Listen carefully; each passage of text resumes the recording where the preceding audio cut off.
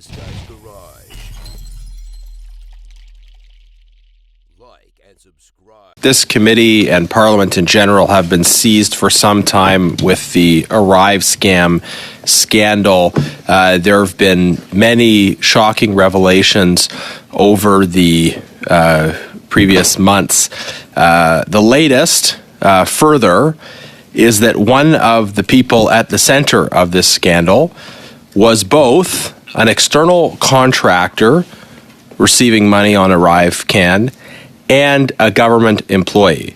At the same time, was receiving millions of dollars, supposedly as an external contractor for what work we still don't know, and was a government employee. And the government apparently doesn't know enough about who its employees are in order to have noticed this at some point earlier in the process.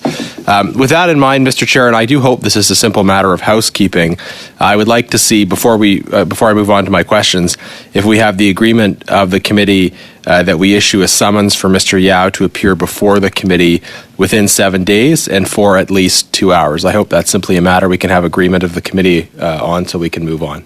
So I've stopped the clock and I'll turn to members in a second. So I informed Mr. Jonas beforehand this motion would be something he could table today. It is not the business before the committee. He is seeking unanimous consent to move on this. So I look for members.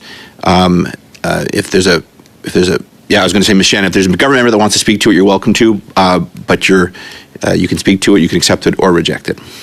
As a member of this committee, I object to a motion of that nature being sprung on us in that way. And no, I do not give unanimous consent. All right. Yeah. So, Ms. Generous, you've got 5 minutes left. As you know, I give members discretion. You're welcome to speak to your time, but we will not move on this motion. I can consider it that you presented. It can come up at another time of committee business, but it will not be dealt with here. Back to you for 5 minutes. Well, thank you, Chair. I thought this would have been a matter of obvious and simple housekeeping that the committee, as part of its Arrive Can work, would want to hear from Mr. David Yao. I'm sorry to see the Liberals blocking us from moving forward on this in an expeditious manner, but Conservatives will bring this back to the committee at the earliest opportunity in order to proceed with a decision on summoning Mr. Yao to appear before the committee. The fact that he was able to be both a Arrive scam contractor and a government employee, and that supposedly nobody noticed, is really the height of absurdity. So unfortunately, with the Liberals blocking this, it'll be a notice of motion for the moment, but I will bring it back at the earliest opportunity. The notice of motion is that the committee issue a summons for Mr. David Yao to appear before the committee within 7 days and for at least 2 hours. We're almost 24 hours removed from Justin Trudeau's political embarrassment regarding the two-person firm run by Mr. David Yeo receiving almost $8 million. Brock, I've stopped the clock. I have a point of order from Ms. Shanahan. Yeah. Do we mention the full names? Oh, in committee, it's okay. Okay. Enough stunts. Yeah. All right. No, it was an honest question. She's only been here. No, there, gentlemen. All right, that's Mr. Brock, I'll set you off from the top. 5 minutes. You have the floor, please. So. Almost 24 hours removed from Justin Trudeau's political embarrassment that yet another two-person basement firm receiving $8 million in taxpayer funding. But to make the matter even worse, the person also receives a paycheck from the government of Canada, an absolute embarrassment. So my question is both to the Treasury Board and to the Ministry of Finance. In light of this embarrassment, has Minister Anand, to the Treasury Board representatives, has Minister Anand asked you specifically in the last 24 hours if any employees in the ministry are working also as contractors?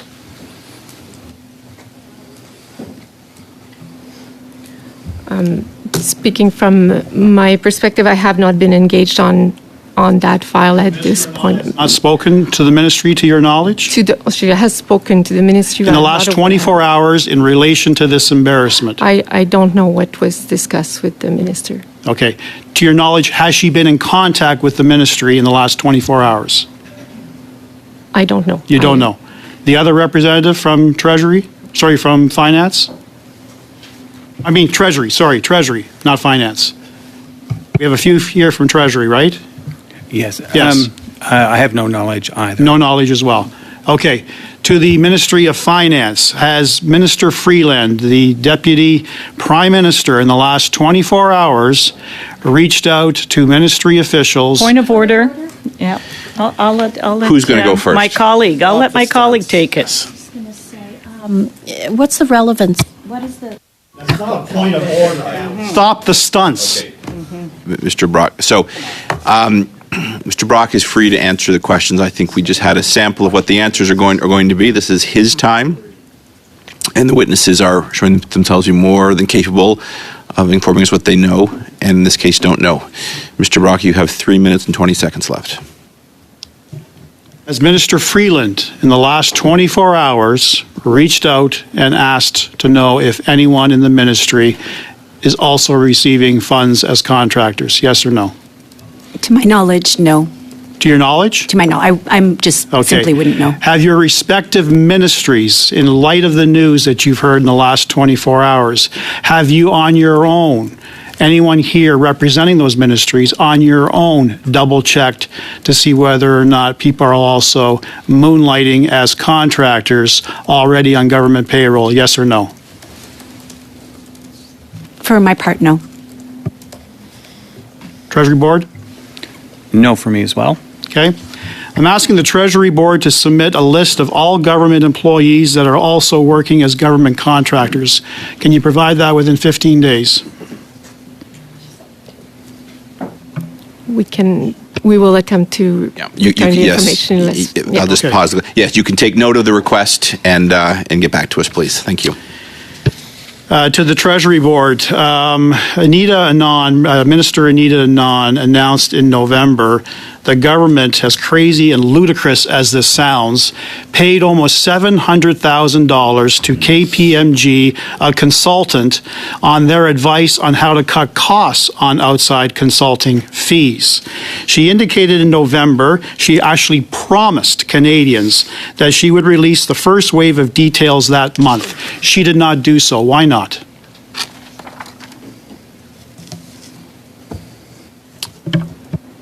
I can't speak to that either. I was prepared to talk about the public accounts today. So I'm sorry, I don't have that information. That is a perfectly acceptable answer, yes. So, Mr. Brock, a minute 40 left. Okay, Mr. Kennedy, any response? No, the same. I'm not prepared to speak to that either. All right. She also promised that there would be about a $15 million savings over 5 years from existing spending. Natural resources contract work was part of that department's contribution to the spending reduction effort.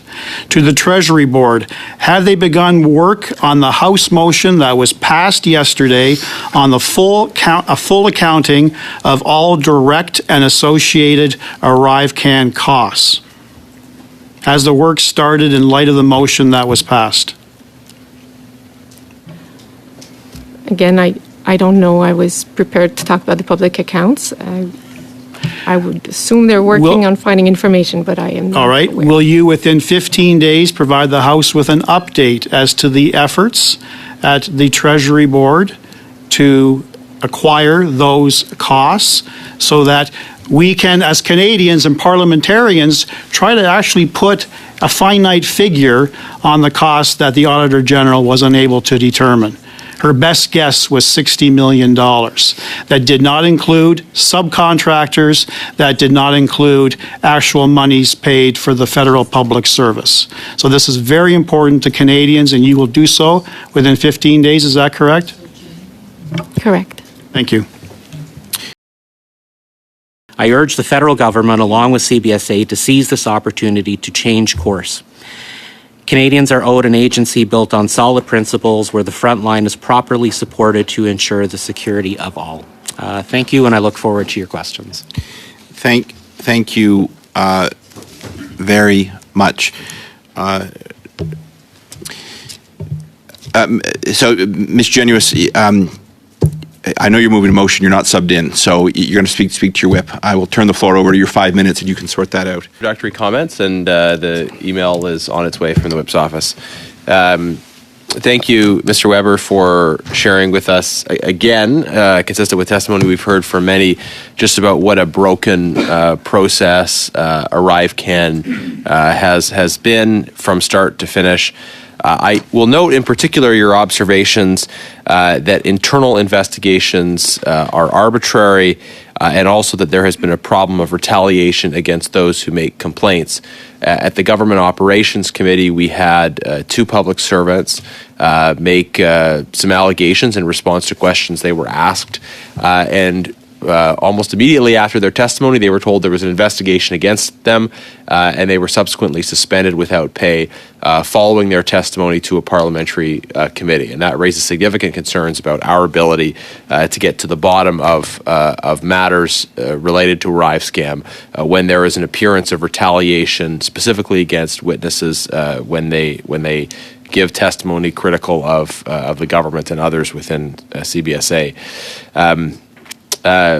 And I'm sure we'll be able to come back to you shortly. I earlier in this meeting, I tried to move a motion to summon Mr. David Yao to this committee in another outrageous revelation related to ArriveScam. We found that a contractor's company, Dalian, another 2-person company that made off like bandits during ArriveScam that got $7.9 million. And we still don't have any sense of what they actually did, if anything, for that money. They got $7.9 million, while David Yao, one of the 2 people working at the company, was also an employee at the Department of National Defense. The Department of National Defense had contracts with Dalian as well. The department and the relevant agencies purport not to know enough about who works for them to have been able to notice this problem earlier. So recognizing the urgency of the matter and the need to get to the bottom of it, I do want to give my government colleagues one more opportunity to do the right thing. We tried to move this motion before. They blocked our ability to do so, but they have fewer procedural tools available to them now because it is the matter at hand. So I will move that the committee issue a summons for Mr. David Yao to appear before committee within 7 days and for at least 2 hours. And I hope we'll be able to have the quick support of the committee to get this done and be able to proceed with that summons. In real time. So I really, I don't know that, I'm sure that there's colleagues that want to be able to express themselves on this issue, but again, going back to this motion, I cannot support it as it stands.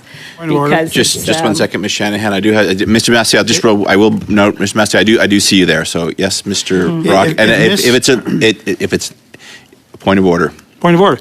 If Ms. Shanahan was actually sincere about her desire to get to the ArriveCan issue and allow Mr. Brock, Weber to speak, I will put you on the list to speak. We would be listening to the filibuster. Mr. Brock, that is not a point of order. I will put you down after Mr. Massey. Ms. Shanahan, you have the floor. Mr. May, was that a wave or is that a request to speak? All right, you're down as well. Ms. Shanahan, you have the floor again. And I'll wrap up soon. And thank you, Mr. Chair. This is an important issue for me, and I know you're a border person as well, too. So back to the main motion. OGO is looking at this as well, too. I think this is not the best practice is to summon someone before they're actually been invited to appear. I'm Point of order, Chair. I hear a point of order, Mr. Massey. Yes, Mr. Nader. And I know this isn't typically a procedural point of order, but I would note that it has been officially announced the former Prime Minister Brian Mulroney has passed away. And I think all members would offer our condolences to the Prime Minister's family. Absolutely. So thank you, Mr. Nader, for that update. Yeah, that's Mr. Chair, at this point also, too, if that's the case, then I think that perhaps maybe we should consider adjournment out of respect to the Mulroney family. Shall the meeting be adjourned? Ms. Bradford? Yes. Mr. Chen? Yes. Mr. May? Yes. Ms. Shanahan. Yes. Ms. Yip. Yes. Mr. Vierson. Yes. Mr. Nader. Yes. Mr. Brock. Yes. Madame Saint-Claude Desgagnés. Oui. Mr. Massey.